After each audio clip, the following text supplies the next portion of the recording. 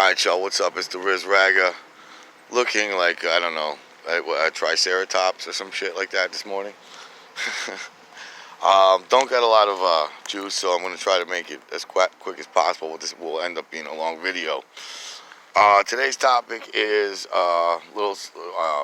basically, alright, here's what happened in the last 24 hours. Now, so the Russian shorty that I'm trying to get with right now,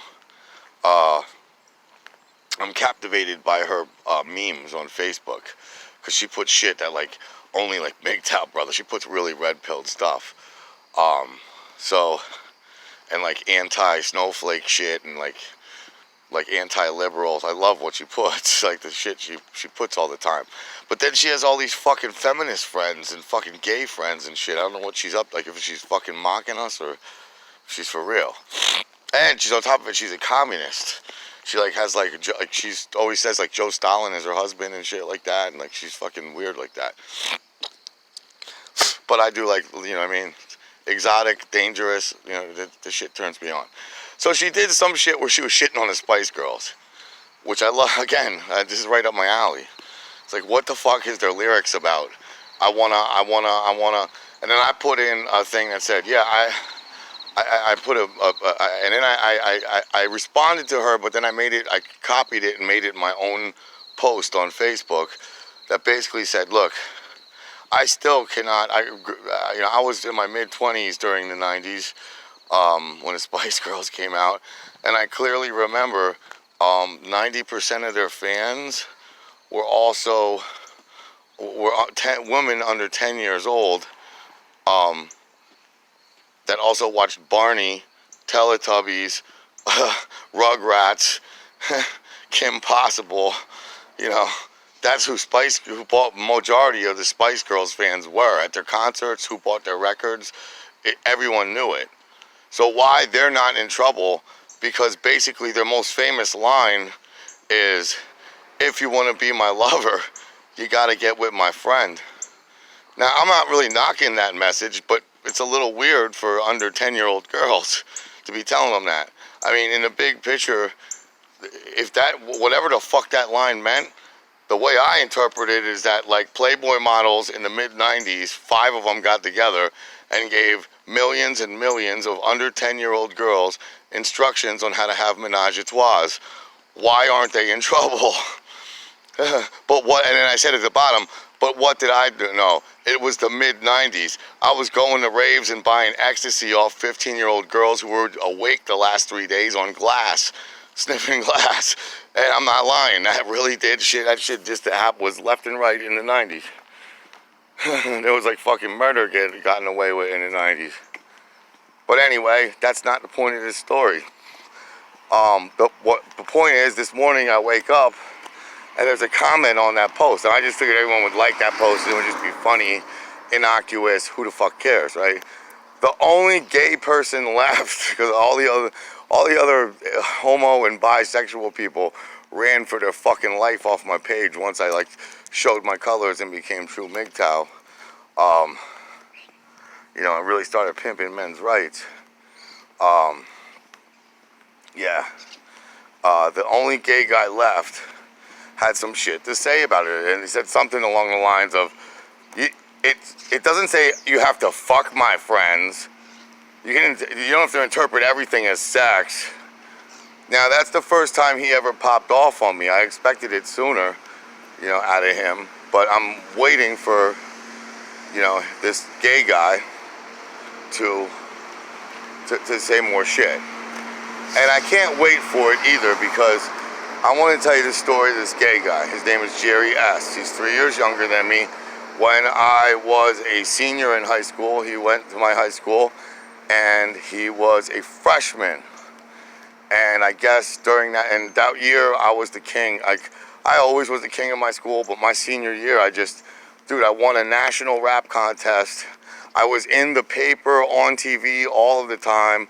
I got signed on a record label. I was doing major big things. I made over $100,000 that year, and I had my own album come out. And I was the first person in my city to do that, come out with a rap album, and it went big. I made a lot of money off it. So in school, you know, I had a lot of people that wanted autographs. I had a lot of people that were buying my tape, my tape at the time, my album, and so, you know, I had a lot of fans. And Jerry was in 9th grade, and he was in like gifted, and he hung up with a whole, and also he was on the drama team, and I was the president of the drama club. I was a good actor. I was also the editor of the newspaper staff. Then all of them, him and all his little nerd girlfriends in gifted class, because there was a whole bunch of other girls that I would never have. My girlfriend at the time, my senior year, was Sugar.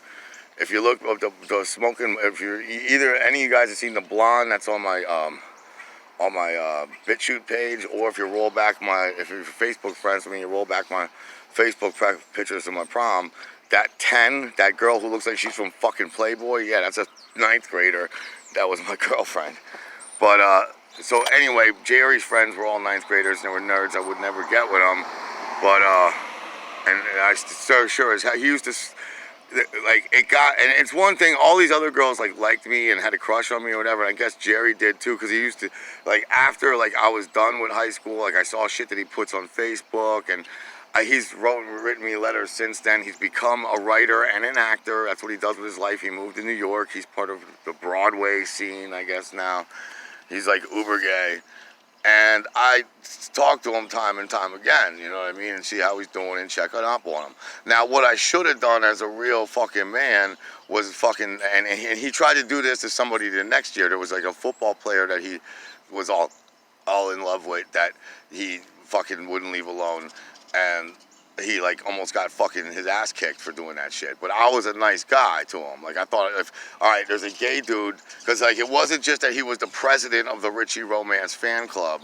He was like putting love notes in my locker every day, saying like, oh my God, and it was all like notes like, I admire you. He never came out and said I want to fuck you or I'm gay or anything. It was these weird fucking notes that were like, I admire you so much. The way your hair is, I wish I could be like you. I want to be tough like you. He acted like he wanted to be me. Well, what he was really saying was he wanted to like fuck me, I guess. I don't know. Whatever. He was coping with his gayness, and like it put me in a bad position. You know what I mean? So, like if I was an asshole and said leave me the fuck alone, then I'd be an asshole. I'd be a misogynistic, gay-hating asshole. So so I was nice to him, but then I had to hear all the time that I was gay and I'm fucking him, and like all my friends were like making fun of me that this gay kid's putting fucking notes in my locker. So like, what could I do, right? So like overall, we're still friends. Even me just telling y'all this story, I'm like gay because of it, right? But like, so I don't know. I stuck with him all these years. I still have a box somewhere of all my love notes from my girlfriends, and I threw a couple of his in there. Like, I even like took them home and like showed my mom and like my family's like, what the fuck do I do about this? And they said, just be nice to him, and you know, it's nothing you can do.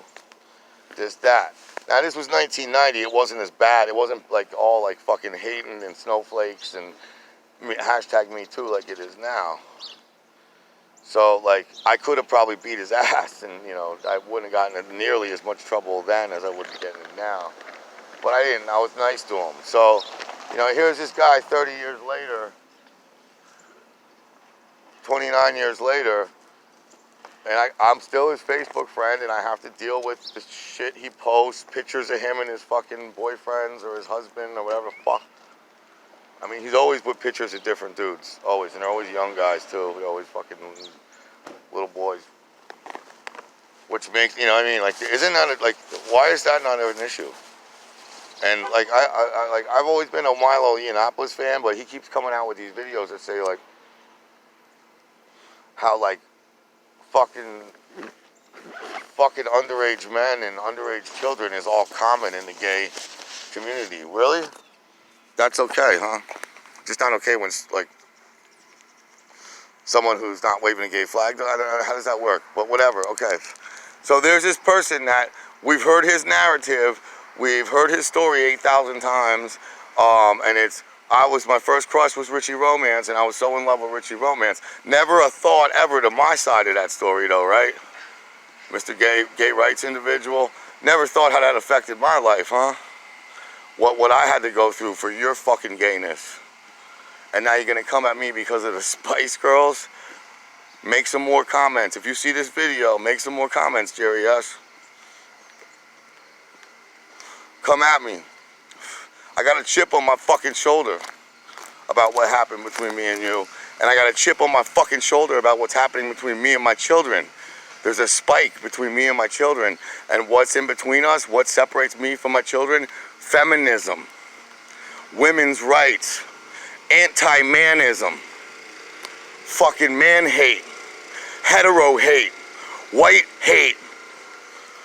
And your movement is all about fucking supporting all of those factors.